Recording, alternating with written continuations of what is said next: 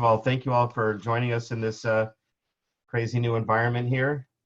We're going to do the best we can to get through the rest of the year. We may be doing this for a few weeks. I do plan, as I have promised almost the entire year, to put all the handouts in a folder to give you access to them.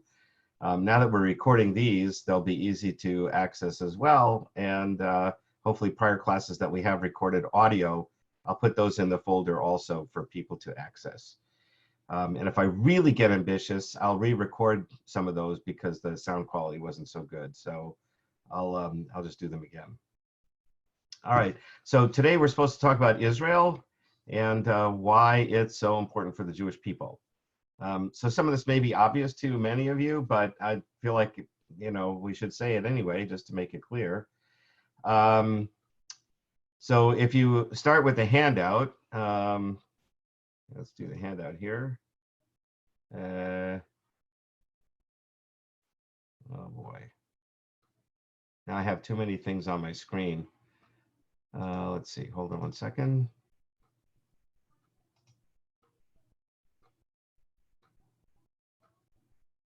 Oh, no, I didn't include that. Okay, well, did everybody get the handouts? There are three handouts. One is an outline of the topics for today. One is what does Israel mean to us culturally, and then another one is about the Arab-Israel conflict. Let me start out by saying my own prejudices and biases. Everybody has their biases. So it's probably good for me just to say what they are up front. I try to represent different perspectives also, and to be sort of even-handed about it. But sometimes my bias will show through. So you probably know that I'm sort of left of center. I was a very strong proponent of the peace process that started with Oslo in 1993, and was shocked and horrified when everything fell apart in 2000 with the Intifada. If those terms are new to you, I should explain a little of that. So in 1993, some back channel negotiations between some Israeli negotiators and Palestinian negotiators had met first in Madrid to sort of test the waters to see if a peace plan was possible. They then met with President Clinton, and eventually that led to this famous handshake on the White House lawn between Arafat and Prime Minister Yitzhak Rabin. And the idea, certain parameters were set for what peace between the Israelis and the Palestinians would look like. So that negotiations went on from 93 through 99 and even into the summer of 2000 when they completely fell apart. I was in Israel in 94, 95 at the sort of the beginning of this process. It was my my second year of rabbinical school. Several times during that year, President Clinton or Al Gore would come to visit. There would be motorcades going right by our apartment. Very exciting. Al Gore gave a speech at the Mount Scopus campus of Hebrew University in Jerusalem. Things seemed to be going really well despite some terrorist activity. And then we went back, Diane and I went back to New York, and in 95, Prime Minister Yitzhak Rabin was assassinated by a right-wing kid who decided that the peace process was going to destroy Israel and he had to stop it. So he killed Yitzhak Rabin at a peace rally of all things. And that set the country into some turmoil. Eventually Netanyahu became the prime minister for the first time. And through the course of the next few years, the negotiations were back and forth. Finally, Ehud Barak was the prime minister toward the end of Clinton's administration. They made a final proposal for what peace should look like. Clinton thought it was a great plan. and Yasser Arafat basically walked away, said no deal. At that time, of course, the right-wing parties in Israel were still not happy with peace at all. Sharon, who was attempting to be elected as the new prime minister, wanted to show that he was right-wing. So he decided to take a walk on the Temple Mount, which is the most hotly contested. Is this making sense to people, by the way? Is this helpful? You could raise your hands and say yes or whatever if you, yeah. Makes sense. Okay, so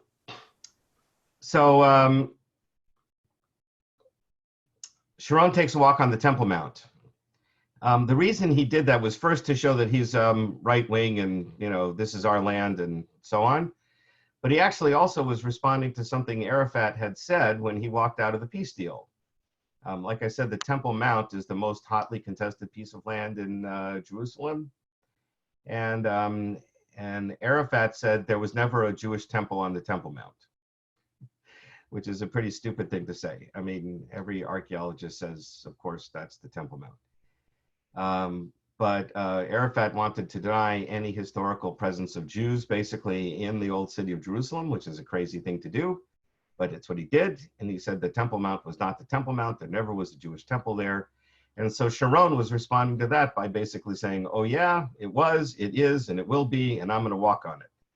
And of course, he had to bring with him an entourage of security personnel with him.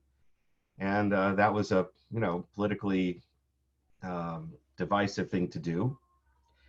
Arafat, by the way, you can read about this in Dennis Ross. Dennis Ross was the peace negotiator for Clinton, and he wrote a book called The Missing Piece, P-E-A-C-E, The Missing Piece. And he writes that Arafat had promised that the walk on the Temple Mount, they had it pre-cleared with Arafat, promised that there wouldn't be any violence. But the next day, that's when the Intifada broke out, and it was a bloody mess. And the Israelis were totally shocked at how violent and murderous it was. And it, I mention that because I think that's what kind of turned the majority of the Israeli population away from initiatives for peace. And pretty much since then, there's been a right-wing government in Israel. Notwithstanding that, when Ehud Olmert was prime minister, after Arafat died and was replaced by Mahmoud Abbas, the current prime minister, Ehud Olmert offered Abbas a peace deal that was even better than the one that Clinton had approved earlier. And Abbas also walked away, said no deal, and made no counter offer. So this is kind of the situation today in Israel, that there's a lot of Israelis who just don't believe they have a serious partner for peace, and why a right-wing government has basically, I think, controlled the government since then.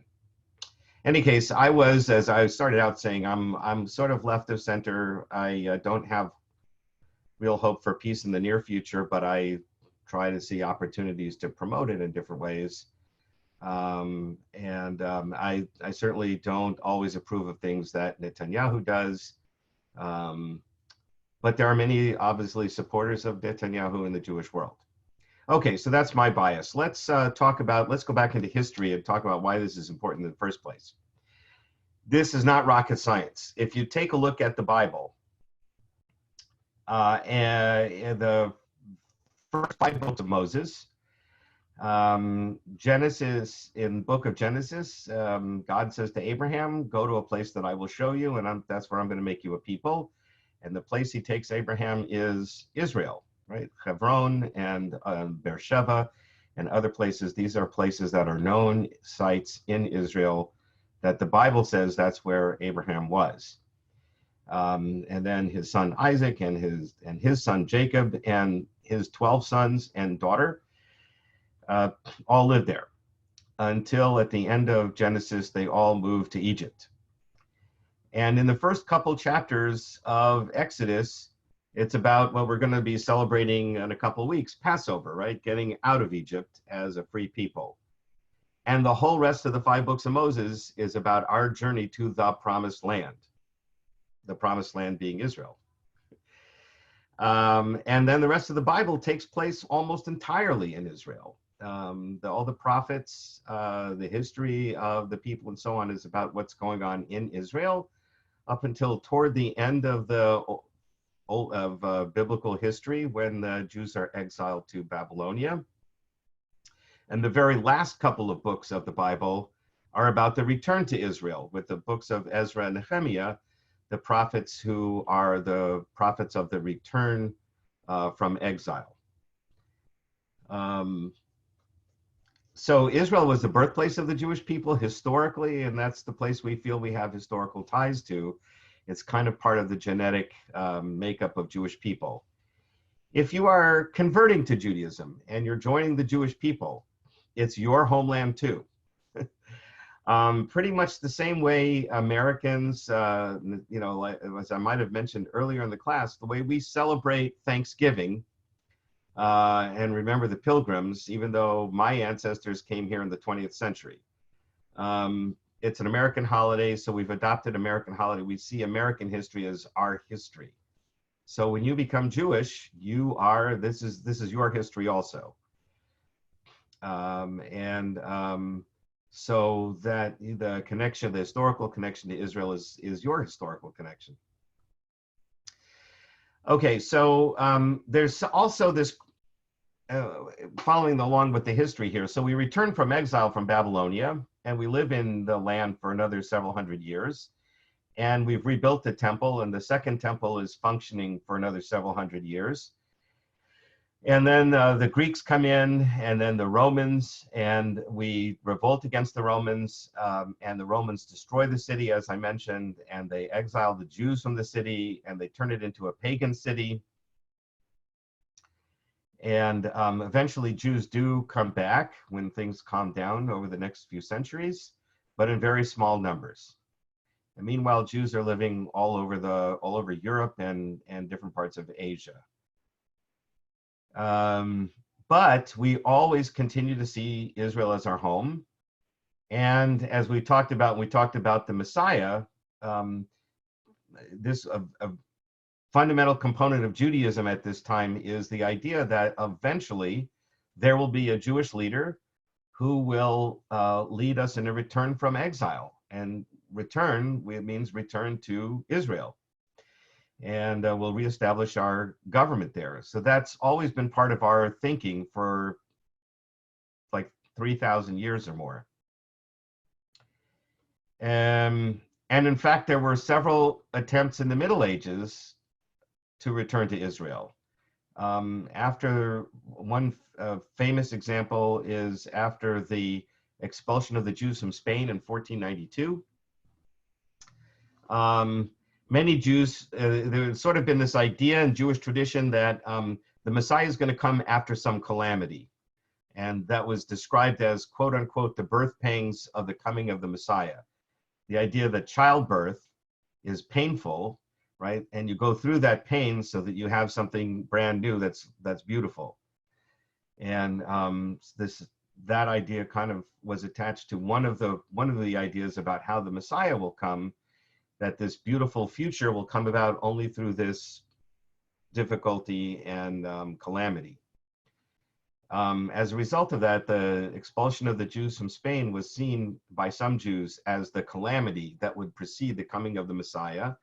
And in the generations after that, there were all kinds of messianic movements, people believing they're going to restart the Jewish homeland.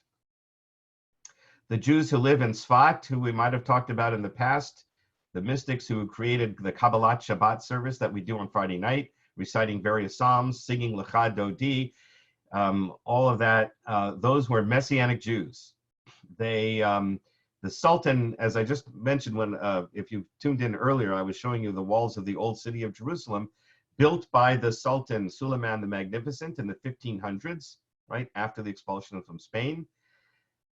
The Ottoman Empire captures Israel conquers Israel and is not antagonistic to the Jewish people. In fact, the Ottoman Empire welcomes Jewish people from the Spanish refugees into the Ottoman Empire. And when they conquer Israel, they allow Jews to settle there. And where many of them settle is in this town in the north part of Israel on the hilltop called Safat. And these are these mystic Jews. And so again, they see the expulsion of Spain as the birth pangs of the Messiah. And now, right before their eyes, the Sultan of Turkey, who is controlling the Holy Land, is allowing Jews to return. The situation's getting better, and they believe that the Messiah is just around the corner. And that's why if you read Lecha Dodi, which is supposed to be welcoming the Sabbath, but if you look at the text the next time we do it in the prayer book in English, you'll see that only the first two verses are about the Sabbath, welcoming the Sabbath. The rest of the verses in Lecha Dodi are about restoring Jerusalem to its splendor and glory. Because again, they believed that this was the beginning of the Messianic era, and we would soon see the rebuilding of Jerusalem. There were Jews living in Jerusalem at that time as well, but it was a small number of Jews, not a large number of Jews. So this is the historical context. There were, as I said, as I was explaining here, efforts to bring Jews in throughout the centuries when this situation seemed appropriate, when it seemed possible. Jews were always thinking, how can we go back? Yehuda Halevi, another example, he's a Jewish poet from Spain, wrote a poem about Israel. The opening line, which is famous to some Jews, not all Jews, is, my heart is in the east, but my body is in the west. Something to that effect. My soul is in the east, my body is in the west. Right? West is Spain. Spain is west of Israel. My heart is in the east, meaning Israel. So here he is in Spain before the expulsion, still dreaming about going home. So let's go to what happens in the 1800s. So in the 1800s, nation states are forming. France, Germany, the United States is already formed. In the meantime, in the 1880s, particularly, in Russia, there were a lot of pogroms against Jews. If you've seen Fiddler on the Roof, which is a movie I recommend you watch, it's a fun movie and it kind of gives you a historical window into that time period. It's not 100% accurate, but it's a fun way to try and understand that time period. You'll see that the Russians were not too favorable to Jews, and occasionally they would round up a bunch of thugs and go in and destroy a village. These were called pogroms. That was called a pogrom. As a result of that, many Jews fled Russia, and hundreds of thousands of those Jews came to the United States at that time because the United States had no quotas on immigration. But some Jews started thinking about how can we arrange to go to Israel, because we'd always thought about how to go to Israel. And among them was one person named Theodor Herzl, who's a person that you should probably know something about. So Theodor Herzl started out as a news reporter, a journalist for a newspaper in Vienna. And he was assigned to France to report about what's going on in France for the newspaper back in Vienna. And at the time, it was after the Franco-Russian War. And the French people always believed that they were not as successful in that war as they could have been because there was a traitor in their midst. And if they could find out who that traitor was, they could punish them. And while Theodor Herzl is reporting in Paris about what's the news that's going on in Paris, charges were brought against a Jewish officer named Dreyfus, saying that he was the traitor. And during the course of his trial, it became quite obvious that he'd been framed. And Herzl is reporting about the trial. But even though it was obvious that he'd been framed, the jury nevertheless convicted him because he was a Jew. And this stunned Theodor Herzl, because France was one of the first countries in Europe to emancipate the Jews. That is, allow the Jews into their society, give them full rights of citizenship, and try to integrate them into the country. And the French Revolution, we remember the slogan of the French Revolution was fraternity, liberty, equality, right? And the Jews were going to be equal citizens. And even in this enlightened country, France, anti-Semitism was so strong that even though it was obvious this Jewish officer was framed, he was nevertheless convicted. And that's what finally convinced Herzl that Europe was no longer a healthy place for Jews. So he said the Jews need to leave, and he started to try and figure out how to make this happen. He convened the first World Zionist Congress, I believe in 1897, 1898, something like that, which was an amazing feat, right? It's the telephone really hasn't developed, certainly not transatlantic telephone. You could get messages by telegraph, no radio, no television, but somehow he managed to gather Jews from all over the world to Basel, Switzerland, for a conference to try and figure out how to create a Jewish state, what the steps were that were needed to make a Jewish state. He wrote in his diary in 1898, after the Zionist Congress was over, he wrote in his diary, "I know it sounds crazy, but I really believe that within 50 years, we will have our state." Theodor Herzl was not a religious Jew, but in this sense, he was an amazing prophet, because exactly 50 years after he wrote that, 1948, Israel became a state. So what was needed to make a state? Well, first of all, you had to have some kind of a government structure. So they developed a democratic sort of leadership. You needed to have a common language. Jews were coming from all over the world, and they spoke different languages. You can't create a country if everybody speaks a different language.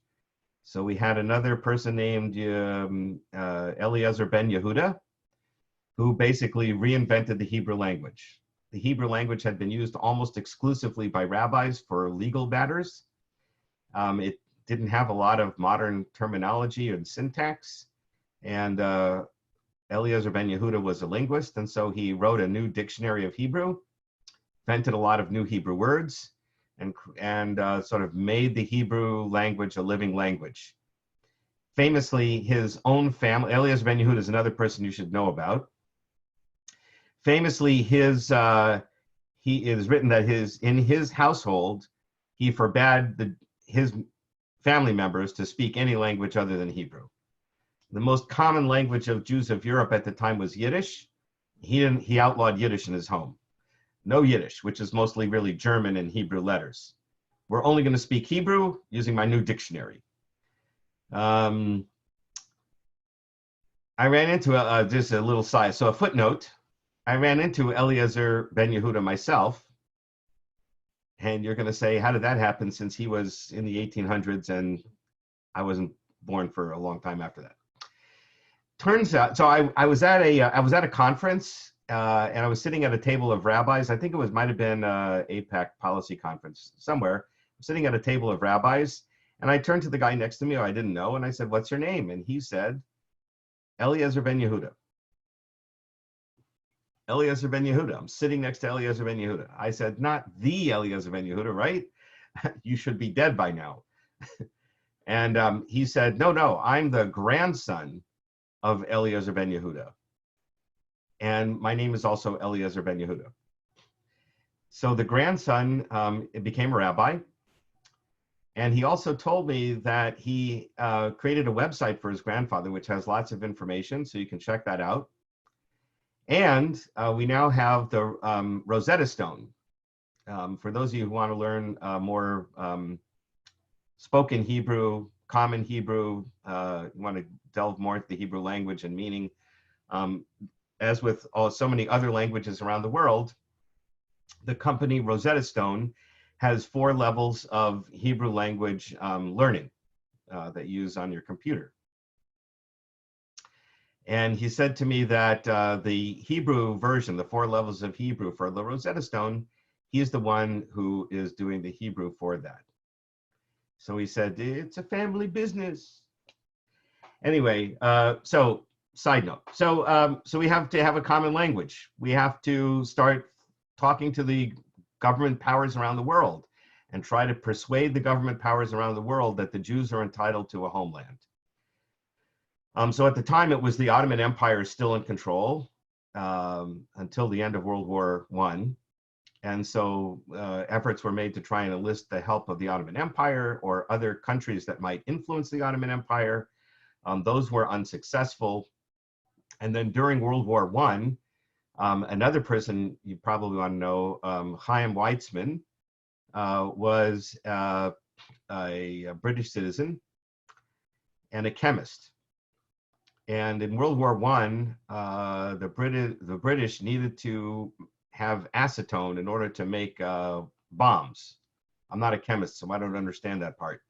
But in any case, they needed acetone to make bombs. And there was no way to make acetone in England with the resources they had there. They had to import them. And during a war, it's hard to import resources. Chaim Weizmann, the chemist, figured out how to make acetone with the materials that Britain had readily available. And he patented the process of making that acetone, and he became very famous in England and very important to the English war effort. And that, and then also very wealthy because of the patent he developed. All of which gave him access to the British government. And he persuaded the British government, and particularly Lord Balfour, who was the foreign minister, to support the Zionist movement. And that's how we got the Balfour Declaration, which said that His Majesty's government looks with favor upon the establishment of a Jewish homeland in Palestine. So now the British government was in favor of doing this, and we're at war with the Allied powers, were at war with the Axis powers, which included Turkey.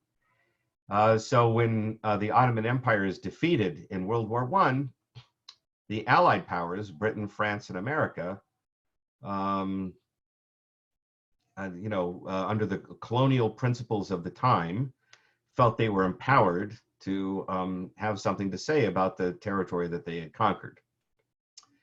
Actually, America didn't want to have anything to do with it, so they stayed out of it. And France and England together conspired to divide up the Middle East into the countries that we have today: Iraq, Iran, Saudi Arabia, Jordan, and so on. All Syria, Lebanon, all decided after World War I by Britain and France.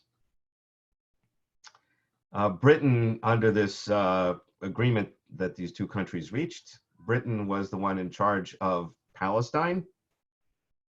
And so now we have in place, the British are in control of Palestine, and they have promised the Jews a homeland in Palestine.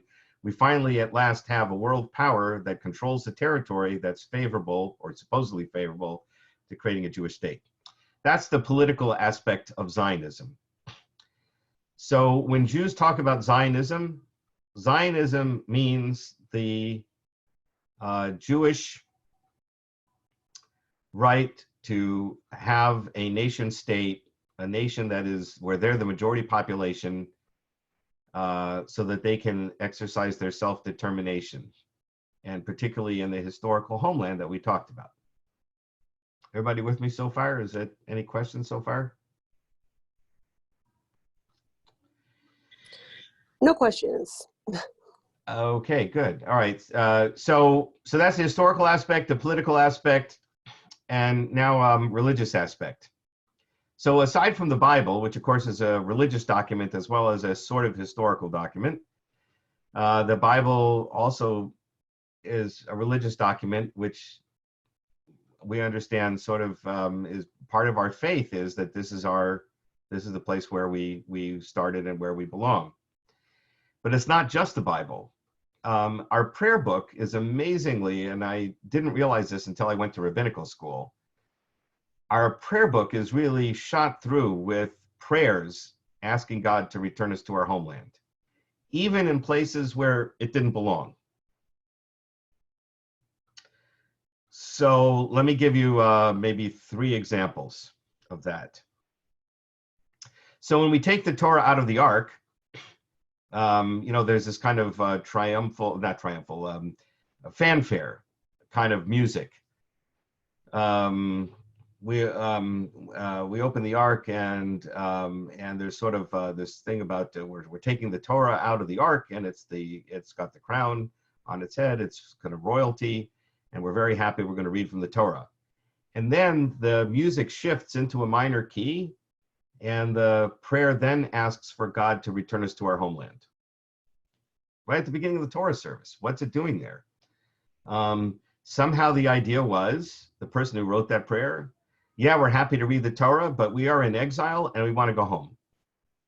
Right? This has been part of the prayer book for hundreds and hundreds of years, not something we invented with Theodor Herzl. The 2 prayers before the Shema in the morning service. The first one is Yotzer. I think we talked about this when we talked about the Shema and its blessings.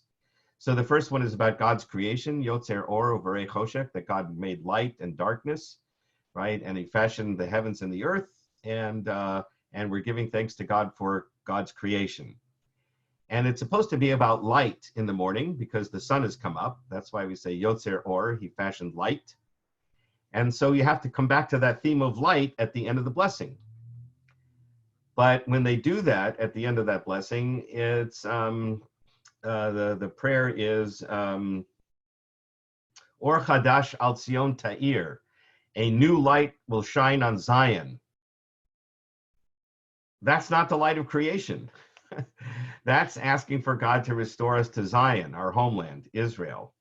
A new light to shine means the Messianic era is going to come. What is that doing in a prayer about God's creation? Nothing. But again, the person who wrote that prayer felt that no prayer is complete unless we talk about our desire to go home. So there's a place where it doesn't really belong, but it was put in. There were even rabbis who complained, this is not the right place for that prayer, but the Jewish people insisted on keeping it there. The second prayer before the Shema, which talks about God's love for us, and he loves us so much he gave us the laws and the Torah. And in the morning service, it says, V'havienu l'shalom me'arba kanfot haaretz, and bring us peacefully from the 4 corners of the earth and lead us upright to our homeland. We even sing that now in our congregation, our synagogue. We sing that to the tune of Hatikva, which is the Israel national anthem, because it is a prayer for us to return to our home in Israel. And again, that doesn't have anything to do with God giving us the Torah or loving us or anything like that. It's about, yeah, we're really happy he gave us the Torah, but we also want to go home, a place where it doesn't belong. So those are 3 examples. I could show you many, many examples. It's really all over the prayer book, this desire to go home. So religiously, Israel is important to us as well. What I gave you as an extra handout was, what does Israel mean to us culturally? And this is something that's often overlooked by people. So the fact that half the world's Jewish population now lives in Israel, they all speak Hebrew, and in the school they learn Tanakh, they learn Bible as part of the curriculum, and they learn Jewish history as part of the curriculum.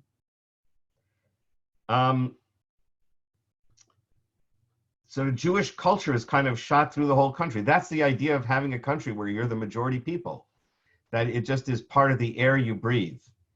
That does create some tension with the minority population, which is something I'll try and address a little bit shortly. But for Jews, it's an amazing experience that we're finally not a minority, and that the culture of the country is basically infused with Judaism. Here in America, we don't, well, probably a lot of people do think about it, but when it's Christmas time, actually when it's Halloween, we're already talking about Christmas. And for those people who think there's a war on Christmas in this country, it's crazy because the radio is playing Christmas music, the stores are filled with Christmas objects, and the music in the background music in all the stores is Christmas music. People are talking about Christmas everywhere. There's Christmas trees in every office. There's no war on Christmas. This is, and it's not a surprise. The overwhelming majority of Americans are Christian. The country is, even though it affords freedom of religion, which we are very blessed to experience here, it is nevertheless culturally infused with Christianity. And in many countries of the Middle East, needless to say, they're extremely oriented towards Islam. So there's one little tiny sliver of land that has a majority Jewish population where the major expression of religion in that country is Judaism, even though Israel also promises freedom of religion to all its inhabitants. And that creates this atmosphere of Jewish culture. And what I did in the handout, and I won't go over it in detail now, but you can look at it and click on the links if you like. I went to a dictionary definition of culture, and I created an outline using each of the elements of what culture exists, and showed how in the arts, in language, in manners and prevailing customs, and scholarly pursuits, and cultural issues, right? Israel is just full of expressions of Jewish culture in all kinds of ways. The language, of course, is Hebrew. The first time I went to Israel, I felt at home, even though I couldn't speak Hebrew, because everywhere I looked was Hebrew, and I felt that's my language, even the newspapers. Even when I would go to the stores, the ingredients on the package, the food packages were written in Hebrew. It was, but also written in Arabic and English. But Hebrew was everywhere. The newspapers were in Hebrew. It's the only place in the world really where that exists, and that creates this fountain of culture that the Jewish people are creating much more intensely in Israel than America, the other major Jewish population that exists today. So culturally, Israel is very important, and that's one of the reasons why it is still very common for Jews to want to send their children to Israel, at least for a 2-week trip, or maybe for a longer period of time, to get sort of an injection of this Jewish culture and Jewish feeling by living there. So that's what Israel means to us culturally.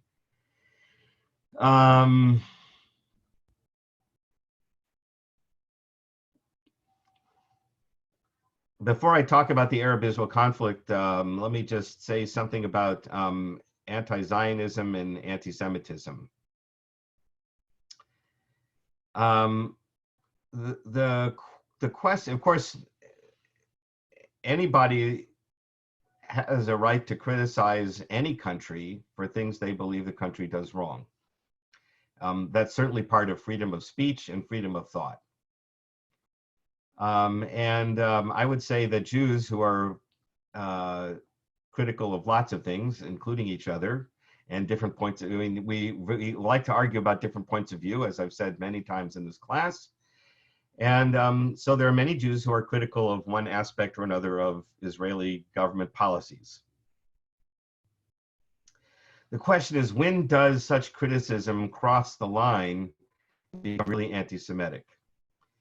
So the best answer for that, I think, was kind of formulated by Natan Sharansky. So he's a person you may also want to know something about. His name is Natan Sharansky, and he was a Soviet Jewish dissident. In the 1960s and 70s, there were a lot of Soviet Jews who wanted to leave the oppressive Soviet government, and many of them wanted to go to Israel. But if you talked about Israel, or even if you talked about Judaism, you could get arrested. And Natan Sharansky was a Soviet dissident who flagrantly said, I want to go to Israel. And so the Russians imprisoned him in a prison camp. In America, there was a big movement to free the Soviet Jews at that time. And eventually we were successful in persuading our government to persuade the Soviet government to let the Jews leave. And many Jews then were able to go to Israel, and Natan Sharansky went to Israel. Because of his experience, he is a fervent supporter of human rights. And he formulated this idea. So when is criticism of Israel inappropriate? He called it the 3 Ds. If you demonize Israel, and there's a lot of depictions of Jews as Nazis, believe it or not, and the Palestinians are the new Jewish prisoners. Or if you, depict the prime minister as the devil, which is done. Or you do other kinds of things. You're playing into classic anti-Semitic tropes. You're demonizing a country. We don't demonize other countries because we don't like things that they do. We criticize them, and we try to convince them to take different policies, but we don't demonize them. When you demonize particularly the Jewish state, and especially if that's the only state you're demonizing, then one suspects that you're really doing this because you don't think the Jews ought to have a nation of their own, and it may be because you are basically anti-Semitic. So demonization is the first D. Along the same lines, delegitimization.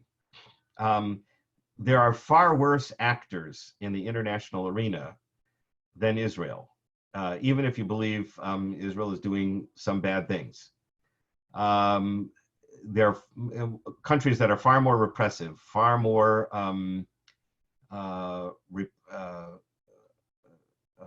antagonistic to human rights and liberty and religious differences and civil rights. Many, many worse countries. But in the United Nations, and in the United Nations Human Rights Council, the only country in the world that has a standing discussion item is Israel. All the other countries in the world, it's ad hoc. If you want to complain about something that goes on the agenda, maybe. But Israel is a standing topic of discussion every single time that commission meets. There's something wrong with that picture, right? You're delegitimizing only one country. And what country is it? It happens to be the Jewish state. That indicates that you're really talking about anti-Semitism. And so the first D is demonization. The second one is delegitimization. And the third one is having a double standard. If you hold Israel to a standard that you're not holding other countries to, then you have to ask, why is that? So America has its problems with civil rights and equality. Certainly not like, before the civil rights movement, but we still have some issues. And Israel has some issues. But, and so if you want to fix those issues, fix those issues.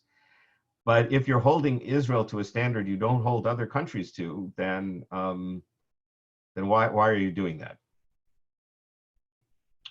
So that's anti-Zionism and anti-Semitism. So getting back to finally now the Arab-Israel conflict, as I explained at the beginning, I think unfortunately a lot of the country's politics now are informed by the fact that the Arab leaders, the Palestinian leaders, seemed not to be willing to accept proposals that were offered, and didn't really propose counter offers that were in any way acceptable to the Israelis. One of the demands of the Palestinians, for instance, was that all the refugees who left Israel in 1948 in the War of Independence and their descendants should be have a right to return to Israel, within the borders of Israel, and live there. So there's millions of those descendants of these refugees. And obviously, if all those descendants were to resettle in Israel, it would no longer be a Jewish state. Many Palestinians, you'll still have what they call the key, which is their symbolic right to their home. They believe it's like the key or a symbol of the key to the home that they used to have in the city that they used to live in. And one day they're going to use that key and they're going to go home. So what's often overlooked by people is that after the creation of the State of Israel, many Jews were forced out of Arab countries and Muslim countries. And they were refugees also. And those countries aren't accepting those Jews back, and the Jews don't really want to go back. And most of them settled in Israel now. There was huge population displacement as a result of World War II. Millions and millions of people shifted location, and these refugees were all settled in the places where they ended up in, and nobody thinks about them anymore. The only situation that I know of in history where descendants of refugees are still being held hostage and are not being resettled and still want to return to a home that may be just bulldozed over. I mean, it's 70 years, 80 years later. The city of Houston, imagine what the city of Houston looked like in 1948 and what it is today, and how would you be able to go back to a home you had in 1948 if it's not there anymore? But in any case, people want to go home. Their idea is they're going to resettle, and that's not something Israel's going to accept. A handful of people returning to their homes, if they're still alive, or some kind of special cases, maybe. But the idea is to create a Jewish state and an Arab state, not two Arab states. And the Palestinians are not willing to negotiate about this so-called right of return. So that's one of the issues that's holding it up. In any case, that has kind of soured a lot of Israelis on a hope for peace. What I recommend for people who want to see peace today is to support organizations that are trying to bring people together. As a result of the Second Intifada, again, that was 20 years ago already, there's not too much contact now between Palestinians and Israelis. And the more you remain apart, the more you fantasize about how terrible the other person is, the less you understand what that person is about, and the less likely you're going to be able to communicate, let alone arrive at any kind of peaceful agreement. So my mind, the first, and particularly since the leadership on both sides do not seem interested in really solving this problem, or not motivated to really solve this problem, I would suggest promoting grassroots interaction. And there are a number of organizations that are doing that. They're trying to promote peace by bringing Palestinians and Israeli Jews together to try and at least know each other, and then create a foundation of trust and confidence that'll eventually lead to a peaceful solution. Okay, I think at that point I'm going to stop, and we have about 10 minutes for questions. Did I lull everybody to sleep? No. That's good. Any questions? I don't have any. I don't know if anybody else has any.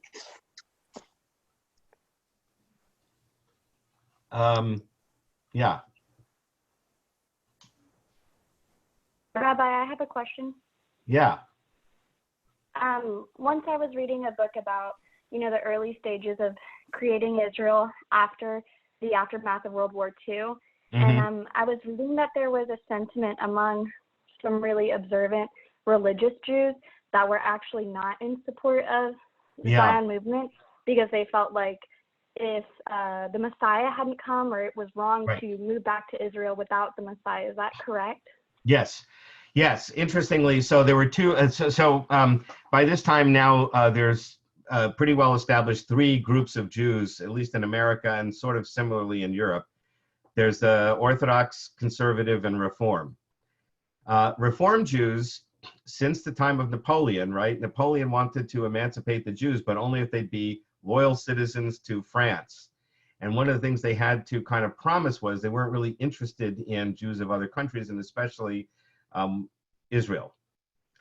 So the Reform movement kind of picked up on that and said, we are French people of the Jewish faith, or we're American people of the Jewish faith. We have no particular affiliation with other Jews around the world and no interest in seeing Israel as our homeland because we're loyal Americans and we don't want any suspicion of dual loyalty. So the Reform movement was adamantly anti-Zionist. The Orthodox world was a little bit split. Many Orthodox people were opposed to the creation of the state of Israel because, well, for two reasons. One was they were waiting for the Messiah to come, and it's not right to force God's hand by trying to make it happen. I think that's a very anti-Jewish approach, by the way. If you read the entire Bible, God never does anything by himself. He always has human actors doing, like Moses, right, in the story of Passover that we're going to celebrate. Right? Why did he have Moses go to Pharaoh? He could have done it himself. Why did he have prophets speak to the people? Why, you know, and so on. So human action is required. I mean, even though there's a famous midrash that when the Israelites were standing at the Red Sea and they were terrified because, you know, they either had to jump into the sea and drown or they were going to be slaughtered by the Egyptian army. And Moses cries out to God, and God says, what are you standing here for? You know, stretch out your arm and move. And the midrash is that one Jew actually jumped into the water and went into the water until it was up over his head before the Red Sea parted, right? And the midrash is basically saying, if you want a miracle to happen, you need to take action first. So I would make an argument that that particular aspect of the Orthodox world that said, oh, we have to wait for the Messiah to come, was misplaced. But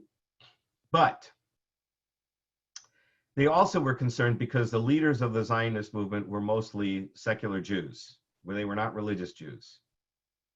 And so the Orthodox world felt that if this was a legitimate inspiration from God, why are these secular Jews the ones who are so inspired? And they were also concerned, I think, with something else. And I mentioned that there were other efforts to try and return to the homeland. So just a couple centuries earlier, there was a guy named Shabtai Tzvi, you may want to Google his name, who was a false messiah, claimed to be, you know, I'm going to lead the Jews back to the homeland. And it started this mass movement of Jews who are all excited about going home.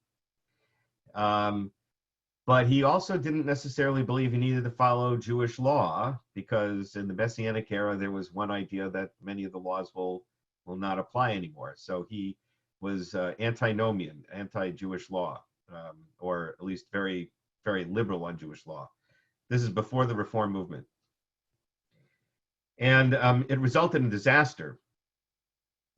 Shabtai Tzvi was called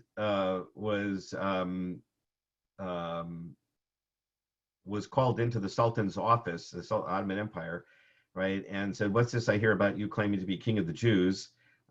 You will not leave this palace alive unless you convert to Islam. And he converted to Islam to avoid being executed. So that whole movement did not end well. And I think the Orthodox world in the late 1800s, having been burned, that wasn't the only time. There were a couple other times. Having been burned in the past, I think they really felt like we need a better indication that this is really God's will before we'll get behind it.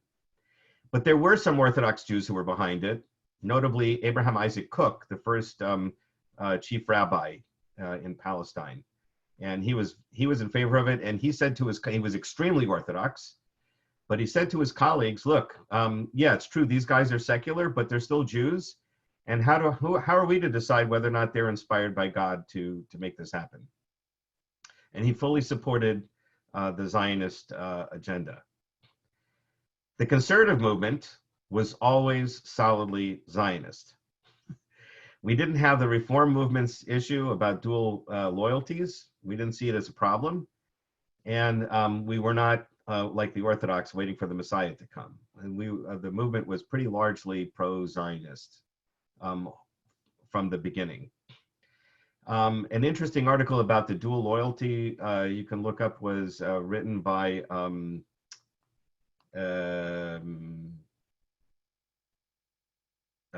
hold on one second. I didn't have my coffee this morning. His name will come to me in a minute. I'm embarrassed to say I can't remember it right now. But he wrote about the dual loyalty issue. What? I can follow up with you later if you remember. Yeah. Like emailing So you. he anyway he argued that this is not really an issue of dual loyalty. A problem of dual loyalty is only a problem, he said, if there's a conflict. And he didn't see any conflict between the United States and its promotion of democracy and freedom with promotion of a democratic Jewish state. He thought there was no conflict of interest at all.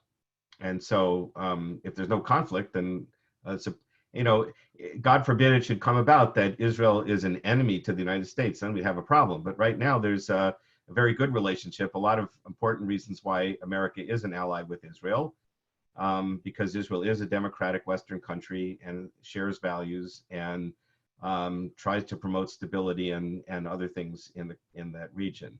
And its civil rights record is much better than any of the other countries in that region, despite what some people might complain about.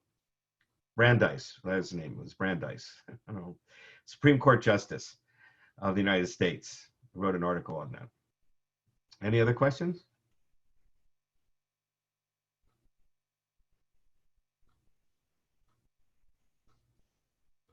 There was a question about BDS and why it's anti-Semitism. Yeah, so the idea of BDS, I think, began with trying to demonize Israel and say basically it's an apartheid country like South Africa was, right? So why do they want to say it's apartheid? Because that was a successful terminology to use against the South African government, which really was apartheid. Blacks in South Africa had no rights, and it was a white-controlled government and country, and they were the minority. And there were no civil rights according to blacks, and there was, it was like the South here, where there were separate facilities, and it was really a terrible thing. So the argument is Israel is just like that. And why do they want to say that? Because they want to destroy Israel the way they toppled the South African government earlier. And so the boycott South Africa was part of the process of doing that. And so they're going to boycott Israel and try and do that. So the issue with boycotting Israel, the question is what, first of all, I don't think it's an effective means of accomplishing getting better rights for Palestinians. It's not a, if that's your goal, you want to have equal rights for Palestinians, and by and large, Israeli citizens, whether they're Arabs or Jews, can vote. And there's a large minority party now, an Arab party in the Knesset, in the Israeli parliament. So Arabs are actually in the seat of government. They vote, they're in the seat of government, they have rights and powers. Is it fully equal? It's probably the case that Arab villages are not funded as well as Jewish villages in every case. But we have that same problem here in America. Should that be fixed? Absolutely, it should be fixed. And many Israelis believe it should be fixed, but that's a different matter. So anyway, but if you're going to boycott Israel over that, why are you boycotting Israel over that? Again, there's all these other countries. You're picking on this one particular country to boycott because you're demonizing it when there's, much worse activity happening elsewhere. And it's all a smokescreen. The people who are behind the boycott, divest, sanction movement, the people who founded it, actually say that their goal is the destruction of the Jewish state. So if you're supporting that, A, that you have to know what you're supporting, and B, if you really want to promote better rights for Palestinians, there's other ways of doing it within the system, better ways of doing it. When you do the boycott thing, it just antagonizes and empowers more of the right-wing thinking that everybody's against us, so we have to have a tight control over everything.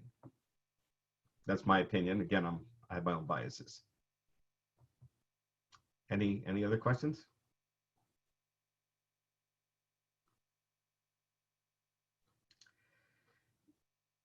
Okay, I did have a list of links at the bottom, books and links to websites that have more information on the subject.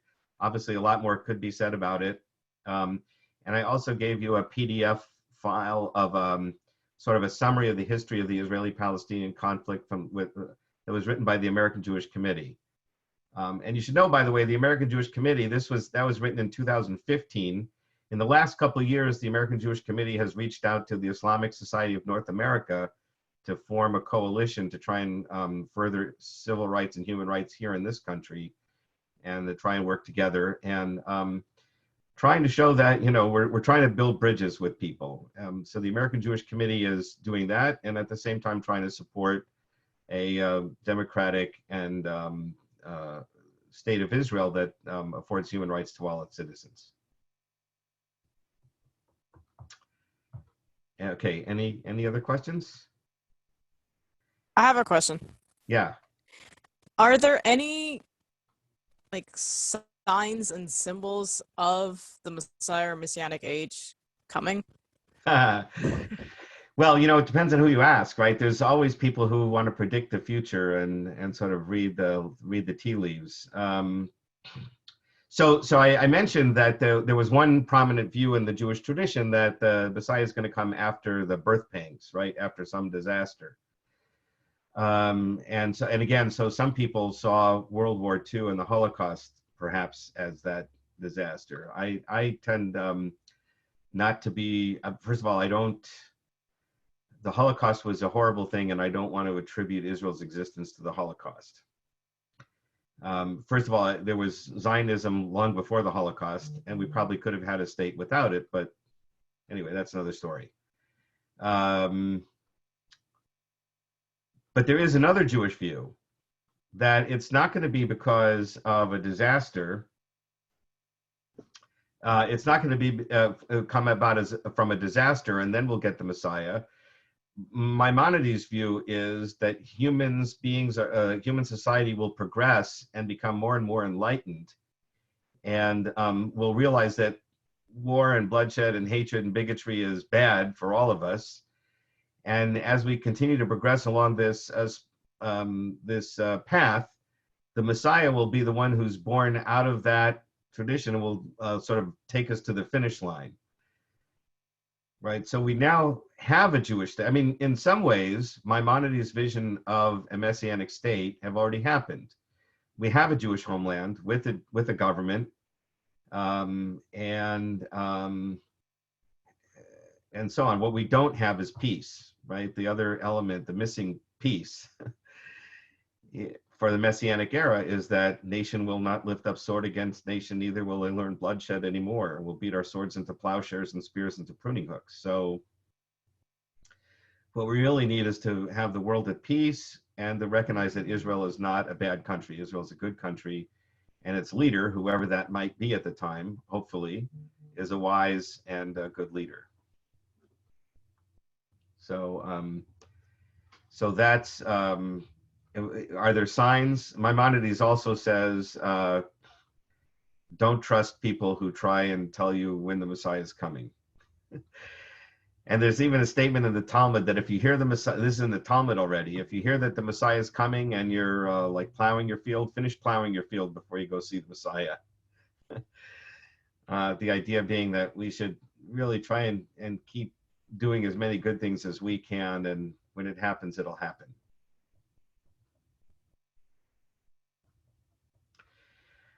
Okay, well, so I hope this worked out. I really am, because I was talking a whole lot. I would like to get some feedback from you all.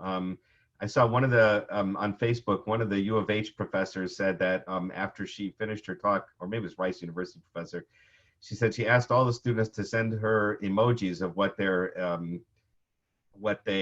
by email or on Facebook. of what their feedback is. So emojis are fine, or real comments, how you think we can do this better in the future, and whether you liked it or not. I'd really appreciate hearing from you all. And thank you all for joining us this morning. Thank you. Okay. Thank you all. So we'll meet again next week. And if we need to communicate by email, we'll send you all out emails. If we're not friends on Facebook, you can friend me on Facebook. I do a lot of posting there, and it's another way to stay connected.